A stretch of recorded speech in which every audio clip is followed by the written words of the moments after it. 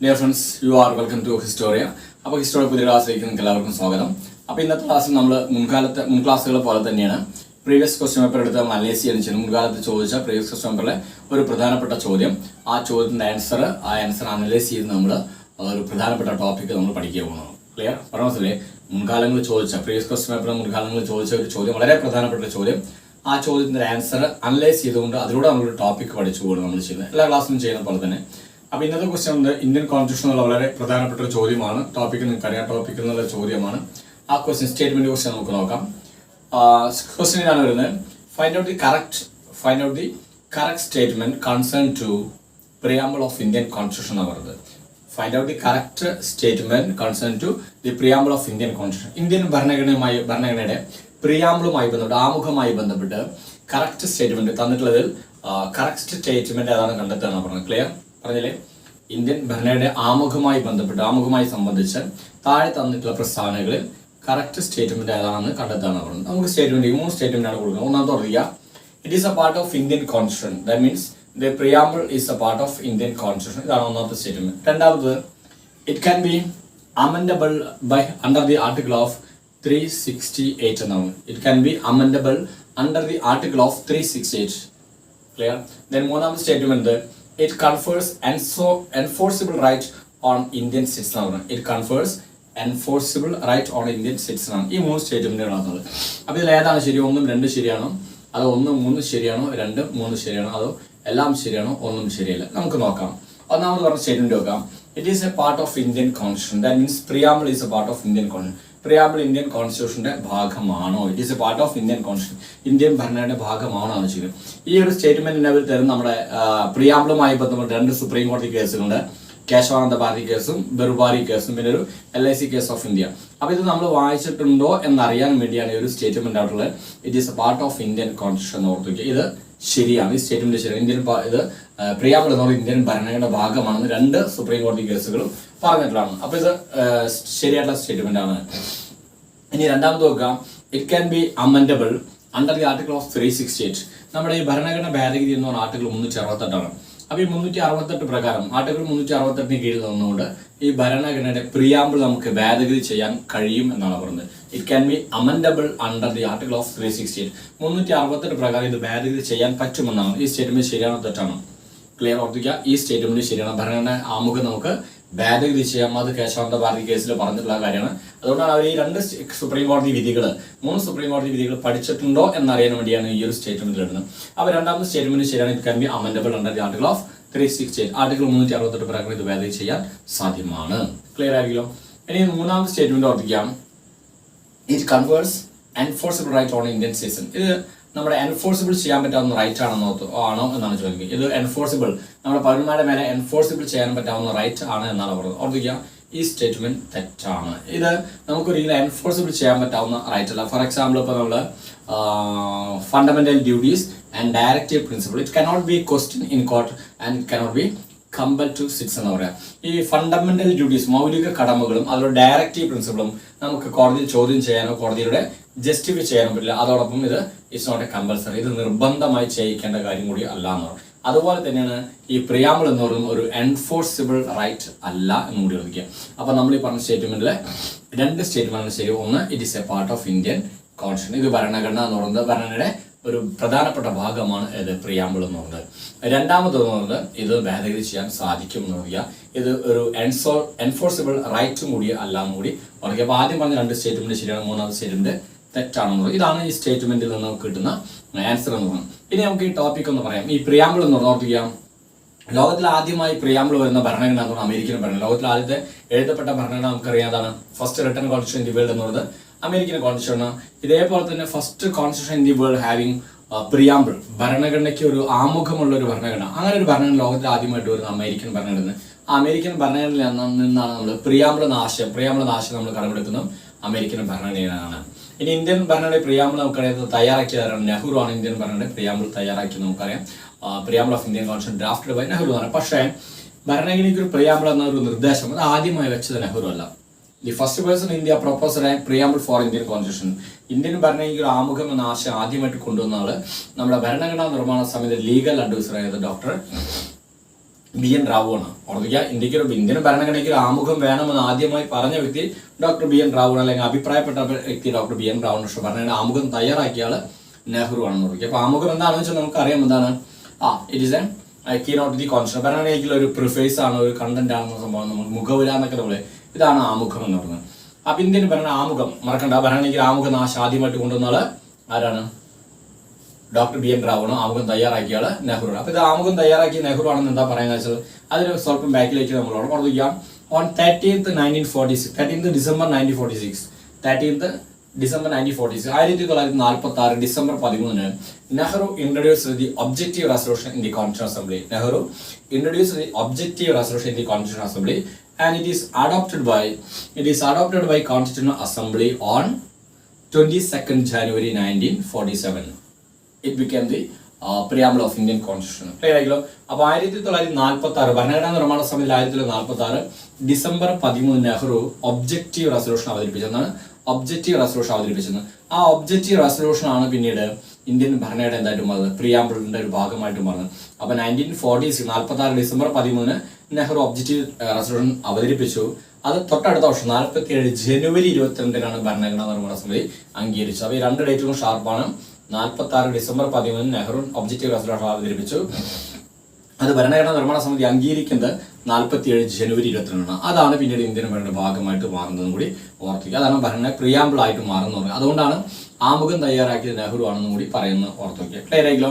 ഇനി നമ്മുടെ ഭരണഘടന ആമുഖം സ്റ്റാർട്ട് ചെയ്യുന്ന എങ്ങനെ? V the people of India solemnly resolved to constitute India into sovereign, social, secular and democratic republic and ensure its citizen to justice, liberty, equality and fraternity എന്നാണ്. എന്ന് വെച്ചാൽ പറയുന്നത് നമ്മുടെ ഇന്ത്യ ഒരു സോവറിൻ, പരമാധികാര, മതേതര, ജനാധിപത്യ, സോഷ്യലിസ്റ്റ് റിപ്പബ്ലിക്കായി നമ്മൾ പ്രഖ്യാപിക്കുന്നതാണ് പറഞ്ഞത്. അതോടൊപ്പം ഇന്ത്യയിലെ ജനങ്ങൾക്ക് എന്ത് ലഭ്യമാക്കണം?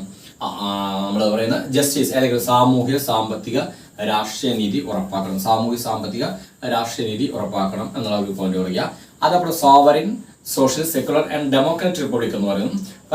ഈ സോവറിൻ എന്ന് പറഞ്ഞാൽ ഓർത്തുവയ്ക്കുക, സോവറിൻ എന്ന് പറഞ്ഞാൽ India is totally free from other countries domination എന്ന് പറയാം.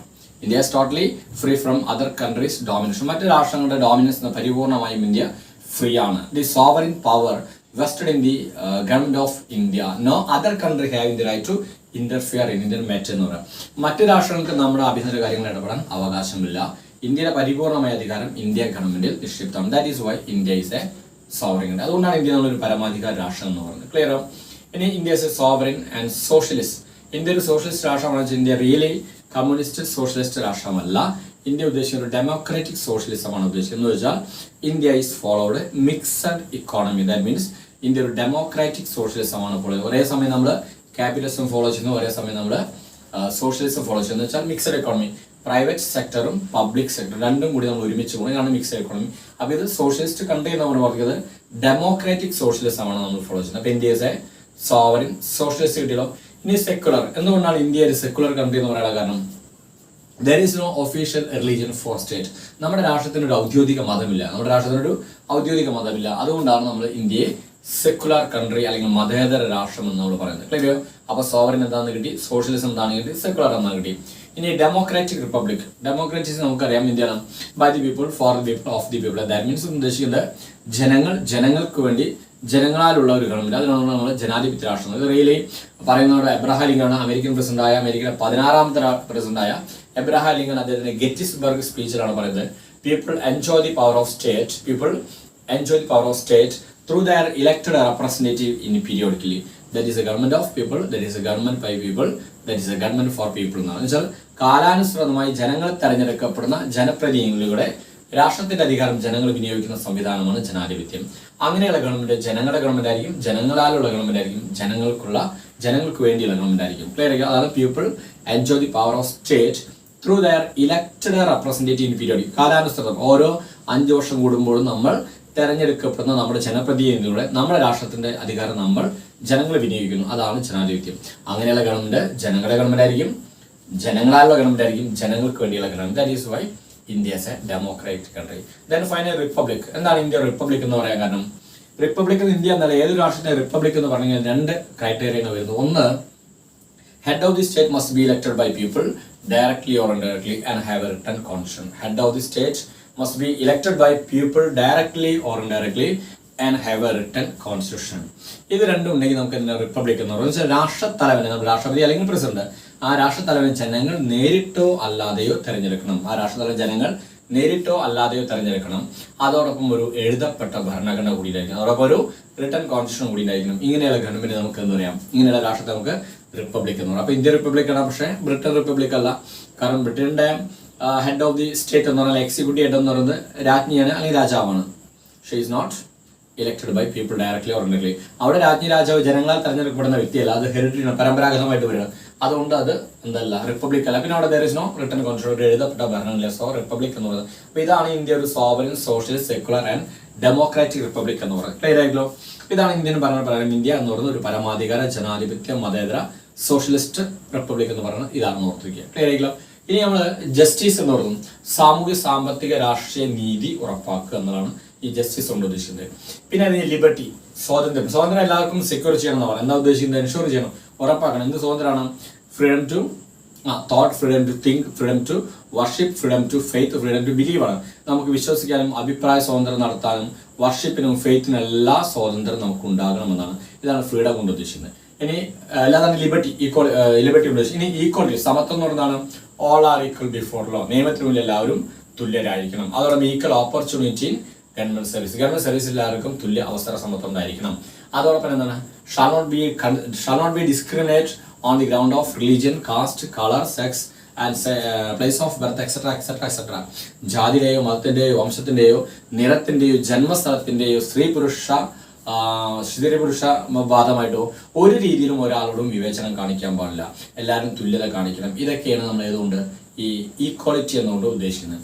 ദെൻ ഫൈനലി ഫ്രാറ്റർണിറ്റി, ഒരു യൂണിവേഴ്സൽ ബ്രദർഹുഡ്. നമ്മളെല്ലാവരും സഹോദരി സഹോദരൻ എന്നൊരു കോൺസെപ്റ്റ് ഉണ്ടാക്കിയെടുക്കുക, ഒരു സാഹോദര്യം വളർത്തിയെടുക്കുക. ഇതാണ് നമ്മൾ നമ്മുടെ ഭരണ ആമുഖത്തിൽ പറയുന്ന ഈ sovereign socialist secular and democratic republic എന്ന് പറഞ്ഞു. അതോടൊപ്പം തന്നെ ജസ്റ്റിസ്, ലിബർട്ടി, ഈക്വാളിറ്റി, ഫ്രാറ്റർണിറ്റി എന്നൊക്കെ ആമുഖത്തിൽ പറയുന്ന കാര്യങ്ങളാണ് ഇപ്പോൾ നമ്മൾ ഈ പറഞ്ഞത്. ക്ലിയർ? അപ്പൊ ഇതാണ് ഭരണയുടെ ആമുഖം.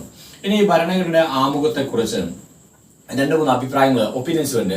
അതിൽ പ്രധാനപ്പെട്ട കോട്ടുകളായിട്ടാണ് ചോദിക്കാറ്, ഈ മാച്ചിങ്ങിലൊക്കെ ചോദിക്കാറ്. നമുക്ക് കുറച്ചൊക്കെ അറിയാവുന്ന കാര്യങ്ങളാണ്. അപ്പോൾ ഒന്ന്, നമ്മുടെ ഭരണഘടന ആമുഖത്തെ ഐഡന്റിറ്റി കാർഡ് എന്ന് വിശേഷിപ്പിച്ചായിരുന്നു. നമ്മുടെ ഭരണഘടന ആമുഖത്തെ ഐഡന്റിറ്റി കാർഡ് എന്ന് വിശേഷിപ്പിച്ച് ഇന്ത്യയിലെ വളരെ പ്രശസ്തനായിട്ടുള്ള ജൂറിസ്റ്റ് ആയിട്ടുള്ള ഒരു അഡ്വക്കേറ്റ് ആയിട്ടുള്ള വളരെ പ്രശസ്തനായ ജൂറിസ്റ്റ് ആയിട്ടുള്ള നാനി പൽക്കിവാല അല്ലെങ്കിൽ പൽക്കിവാല ഷോർട്ട്ലി എന്നെ പൽക്കിവാല, അദ്ദേഹമാണ് preamble is A identity card of Indian constitution. Indian ഭരണ ഐഡന്റിറ്റി കാർഡ് എന്തിനുള്ള ഐഡന്റിറ്റി കാർഡ് നോക്കിക്കഴിഞ്ഞാൽ നമുക്കറിയാം ഇത് എന്താണെന്ന് അറിയാം, ആളെ തിരിച്ചറിയാം.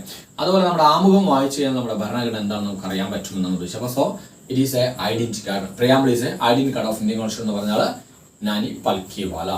രണ്ടാമത്തെ, preamble is A political horoscope of Indian എന്ന് പറയുന്നത് ഇന്ത്യയുടെ രാഷ്ട്രീയ ജാതകമാണെന്ന് പറഞ്ഞാൽ ഡോക്ടർ കെ മുൻഷിയുടെ രാഷ്ട്രീയ ജാതകം നമുക്കറിയാലോ. ഹോറോസ്കോപ്പ് എന്നുള്ള ഫ്യൂച്ചർ, ഭാവി ഐഡന്റിഫൈ ചെയ്യണം. അപ്പൊ ഇന്ത്യയുടെ ഭാവി എന്താണ് നമുക്ക് എന്താ അറിയാം, ഈ ഭരണഘടന ആമുഖം വായിച്ചാൽ നമുക്ക് രാഷ്ട്രീയ ഭാവി അറിയാൻ പറ്റും എന്നാണ് ഉദ്ദേശിക്കുന്നത്. സോ പൊളിറ്റിക്കൽ ഹോറോസ്കോപ്പ് എന്ന് പറഞ്ഞാൽ ഡോക്ടർ കെ മുൻഷിയാണ്.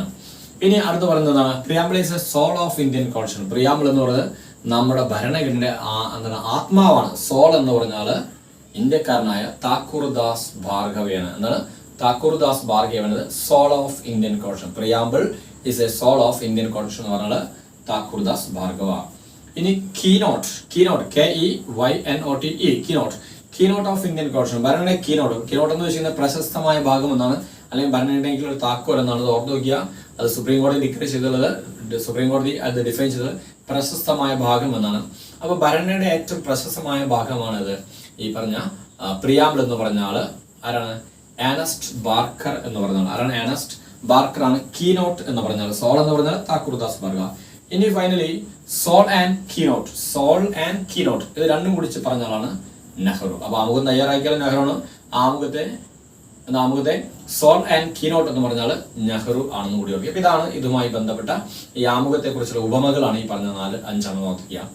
ഇനി പ്രിയാമ്പിളുമായി ബന്ധപ്പെട്ട് നിങ്ങൾ പഠിക്കുന്നത് പ്രിയാമ്പിളുമായി ബന്ധപ്പെട്ട് പ്രധാനപ്പെട്ട 3 കേസുകൾ. ആ കേസുകളെ ബന്ധിച്ചാണ് ഇപ്പൊ നമ്മുടെ ക്വസ്റ്റ്യൻസ് ഉള്ളത്. അതിൽ ഒന്ന് 1960 ബെറുബാരി കേസാണ്. 1960 ബെറുബാരി കേസ്. എന്താണ് ബെറുബാരി കേസിൽ പറയുന്നത്? In 1960 ബെറുബാരി കേസ് സുപ്രീം കോടതി ഡിക്ലെയർഡ് ദാറ്റ് എന്താ പറയുന്നത്? സുപ്രീം കോടതി declared that preamble is not an integral part of Indian constitution, so it can be easily amendable എന്നാണ്. പ്രിയാമ്പിൾ എന്ന് പറഞ്ഞ ഭരണഘടനയുടെ അവിഭാജ്യ ഘടകം അല്ല എന്നാണ് ബെറുവാറി കേസിൽ പറഞ്ഞത്. അതുകൊണ്ട് വളരെ ഈസിലി അമെൻഡബിൾ ചെയ്യാമെന്നാണ് പറഞ്ഞത്. ക്ലിയർ ആയല്ലോ? അപ്പോൾ preamble is not integral part, preamble ഭരണ അവിഭാജ്യ ഘടകമല്ല, അതുകൊണ്ട് അത് വളരെ എളുപ്പത്തിൽ ഭേദഗതി ചെയ്യാമെന്ന് പറഞ്ഞത് ഏത് കേസിലാണ്? 1960 ബെറുവാറി കേസിലാണെന്ന് ഓർത്തിക്കുക. ക്ലിയർ ആയല്ലോ? അത് കഴിഞ്ഞാൽ ഈ കേസിന് ഓവർ റൂൾ ചെയ്യുന്ന കേസാണ് അടുത്തത് 1973 കേശവാനന്ദ ഭാരതി കേസ്. ഒരു ഭൂമി സിവിൽ കേസായിരുന്നു, കേരളത്തിലുണ്ടായിരുന്ന സന്യാസിയായിരുന്നു, അതുമായി ബന്ധപ്പെട്ട കേസാണ് കേശവാനന്ദ ഭാരതി കേസാണ് ഓർത്തിക്കുക. 1973 അതിൽ സുപ്രീം കോടതി പറഞ്ഞത് എന്താണ്? Preamble is an integral part of Indian constitution. Preamble is an integral part of Indian constitution, so it cannot be easily amendable. But it may be amendable. ഇത് ഭരണഘടനയുടെ അവിഭാജ്യ ഘടകമാണ്, അതുകൊണ്ട് വളരെ എളുപ്പത്തിൽ ഭേദഗതി ചെയ്യാൻ പറ്റില്ല. പക്ഷേ ഇറ്റ് മേ ബി അമെൻഡബിൾ, നിങ്ങൾക്ക് ഭേദഗതി ചെയ്യാം. എങ്ങനെയാണ്? Without changing the basic structure of Indian constitution. അപ്പൊ ഈ കേസിൽ കേശവാനന്ദ ഭാരതി കേസിൽ രണ്ട് കാര്യങ്ങളാണ് പറയുന്നത്. ഒന്ന്, ഭരണഘടനയുടെ അവിഭാജ്യ ഘടകമാണ് പ്രിയാമ്പിൾ ഒന്ന്. രണ്ടാമത് പറഞ്ഞത് ഇത് ഭേദഗതി ചെയ്യാം, എളുപ്പത്തിൽ ഭേദഗതി ചെയ്യാൻ പറ്റില്ല. ഇറ്റ് കനോട്ട് ബി ഈസിലി അമെൻഡബിൾ ആണ്, വളരെ എളുപ്പത്തിൽ ഭേദഗതി ചെയ്യാനില്ല. പക്ഷേ എങ്ങനെ ചെയ്യാം? ഇറ്റ് ക്യാൻ ബി അമെൻഡബിൾ, ഭേദഗതി ചെയ്യാം. എങ്ങനെയാണ്? Without changing the basic structure of constitution. ഭരണയുടെ നമ്മുടെ ഭരണയ്ക്ക് ഒരു ബേസിക് സ്ട്രക്ചർ ഉണ്ട്. That means part 1, part 2, part 3, part 4, ഓരോ പാർട്ടുകൾ ഓരോതിനെ കുറിച്ചാണ് പറയുന്നത്. അതാണ് അതിന്റെ സ്ട്രക്ചർ. അതിനൊന്നും ഒരു മാറ്റം വരുത്താൻ പാടില്ല. അത് അതുപോലെ തന്നെ നിലനിർത്തിക്കൊണ്ട് നിങ്ങൾക്ക് എന്ത് ചെയ്യാം? ആമുഖത്തിന് ഭേദഗതി ചെയ്യാമെന്നാണ് ഇതിൽ പറയുന്നത്, കേശവാനന്ദ ഭാരതി കേസിൽ പറഞ്ഞത്. ക്ലിയർ? അപ്പൊ കേശവാനന്ദ ഭാരതി കേസിൽ രണ്ടാണ്. ബേസിക് സ്ട്രക്ചർ എന്ന ഒരു മെൻഷൻ അത് ആദ്യമായിട്ട് പരാമർശിക്കുന്നു. അപ്പൊ ബേസിക് സ്ട്രക്ചർ, കോൺസ്റ്റിറ്റ്യൂഷന്റെ ബേസിക് സ്ട്രക്ചർ എന്ന് ആദ്യമായി സുപ്രീം കോടതി പറഞ്ഞത് കേശവാനന്ദ ഭാരതി കേസിലാണ്. പിന്നെ ഭരണയുടെ അവിഭാജ്യ ഘടകമാണ് പ്രിയാമ്പിൾ എന്ന് പറയുന്നത് കേശവാനന്ദ ഭാരതി കേസിലാണ്. ക്ലിയർ ആയില്ലോ? ഓക്കെ. പിന്നെ മൂന്നാമത്തെ case 1995 LIC case of India പറയാം. 1995 LIC കേസ് ഓഫ് ഇന്ത്യ, അതിലും സുപ്രീം കോടതി പറഞ്ഞത് preamble is an integral part of Indian constitution, it can be amendable എന്നാണ്. ക്ലിയർ ആയല്ലോ? അപ്പൊ ഈ മൂന്ന് കേസുകൾ ഒരെണ്ണം ബെറുവാറി കേസിൽ മാത്രം അത് ഇന്റഗ്രൽ പാർട്ട് അല്ല എന്ന് പറഞ്ഞത്, ബാക്കി രണ്ട് കേസുകളും ഇന്റഗ്രൽ പാർട്ടാണ്. നിങ്ങൾക്ക് എളുപ്പത്തിൽ ഭേദഗതി ചെയ്യാൻ പറ്റില്ല, പക്ഷെ നിങ്ങൾക്ക് ഭേദഗതി ചെയ്യാം, സ്ട്രക്ചർ മാറ്റാതെ ഭേദഗതി ചെയ്യാമെന്നാണ് പറഞ്ഞത്. ഈ മൂന്ന് കേസുകളെ സംബന്ധിച്ചാണ് നമ്മുടെ ഈ പറഞ്ഞ ക്വസ്റ്റ്യൻ പേപ്പറിൽ നമ്മളിപ്പോൾ വായിച്ച ക്വസ്റ്റ്യൻസിൽ വന്നതാണ്. അത് പറഞ്ഞത് it can be amendable under the article of, അങ്ങനെ ഭേദഗതി ചെയ്യാൻ പറ്റും, അല്ലെങ്കിൽ അത് അവിഭാജ്യ ഘടകമാണ് എന്നൊക്കെ ആ സ്റ്റേറ്റ്മെന്റിൽ വരാനുള്ള കാരണം ഈ മൂന്ന് കേസുകൾ നമ്മൾ പഠിച്ചിട്ടുണ്ടോ എന്ന് അറിയണം. അപ്പൊ ഈ മൂന്ന് കേസുകളോടെ നമ്മൾ പഠിച്ചു, പ്രിയാമ്പിൾ എന്നാണ് പഠിച്ചു. ഇനി ഈ ആമുഖം ഭേദഗതി ചെയ്തിട്ടുണ്ടോ വെച്ചാൽ ഒരൊറ്റ തവണ മാത്രം നമ്മൾ ഭേദഗതി ചെയ്യണം. എന്താണ് നിങ്ങൾക്കറിയാലോ? in 1976 by 42nd amendment 76-ലെ 42ാം ഭേദഗതി പ്രകാരം നമ്മുടെ ഭരണഘടനയുടെ ആമുഖത്തിൽ 3 വാക്കുകൾ കൂടി ചേർക്കണം. That is the first and only one time changing the അല്ലെങ്കിൽ അമെൻഡബിൾ amend the preamble of Indian Constitution. നമ്മുടെ ഭരണഘടന ആമുഖം ആദ്യമായിട്ട് ഭേദഗതി ചെയ്തതാണ്. എന്താണ് പറഞ്ഞത്? 1976 42ാം ഭേദഗതിയില് സോഷ്യലിസം, സെക്യുലാരിസം ആൻഡ് ഇന്റഗ്രിറ്റി അങ്ങനെ 3 വാക്കുകൾ നമ്മൾ ഭരണഘടനയിൽ കൂടിച്ചേർക്കണം. അപ്പൊ 76-ന് ശേഷമാണ് നമ്മുടെ ഭരണഘടന എന്തായിട്ട് പറയുന്നത്? Sovereign, socialist, secular and democratic republic എന്ന രീതിയിലേക്ക്. അതിനു മുന്നേ എന്തായിരുന്നു? India is A sovereign democratic republic എന്ന് മാത്രമേ സോവറിൻ ഡെമോക്രാറ്റിക് റിപ്പബ്ലിക്, പരമാധികാര ജനാധിപത്യ റിപ്പബ്ലിക് എന്ന് മാത്രമേ. 76-ലെ 42ാം ഭേദഗതി ശേഷമാണ് India sovereign, socialist, secular, democratic republic എന്ന് പറയുന്നത്. ക്ലിയർ? അപ്പൊ ഭരണഘടന ആമുഖം ഒരു തവണ ഭേദഗതി ചെയ്യുന്നത് അത് 1976-ലാണ്, 42ാം ഭേദഗതിയിലാണ്. അതിൽ 3 വാക്കുകൾ കൂടി ചേർത്ത് സോഷ്യലിസം, സെക്യുലറിസം ആൻഡ് ഇന്റഗ്രിറ്റി, അഖണ്ഡത. ഈ 3 വാക്കുകൾ കൂടി ചേർത്തു. ക്ലിയർ? അപ്പൊ ഇതാണ് നമ്മുടെ ഇന്ത്യൻ കോൺസ്റ്റിറ്റ്യൂഷന്റെ ആമുഖം എന്ന ഭാഗത്ത് നിങ്ങൾക്ക് പഠിക്കാനുള്ളത്. അപ്പൊ ഈ ടോപ്പിക്കാണ് നമ്മൾ ഈ ക്വസ്റ്റ്യനിലൂടെ നമ്മൾ വളരെ ഭംഗിയായിട്ട് പഠിച്ചത്. ഇതാണ് പ്രിയാമ്പിൾ ഓഫ് ഇന്ത്യൻ കോൺസ്റ്റിറ്റ്യൂഷൻ എന്ന ഭാഗത്ത് പഠിക്കാനുള്ളത്. സോ ഈ പറഞ്ഞ ഭാഗങ്ങൾ വളരെ ഭംഗിയായിട്ട് പഠിക്കുക, ഡീറ്റെയിൽ ആയിട്ട് നമ്മൾ പറഞ്ഞത് വളരെ ഭംഗിയായിട്ട് പഠിക്കുക. ഇനി ഇതുമായി ബന്ധപ്പെട്ട എന്തെങ്കിലും ഡൗട്ടുകൾ നിങ്ങൾ കമന്റ് ചെയ്യുക. 9846298093 എന്ന നമ്പറിൽ കമന്റ് ചെയ്താൽ വേണ്ട നിർദ്ദേശങ്ങൾ നൽകുക. സോ അടുത്ത ക്ലാസ് നമുക്ക് വീണ്ടും കണ്ടുമുട്ടാം മറ്റൊരു ടോപ്പിക്കുമായി. അതൊരു എല്ലാവർക്കും ബൈ.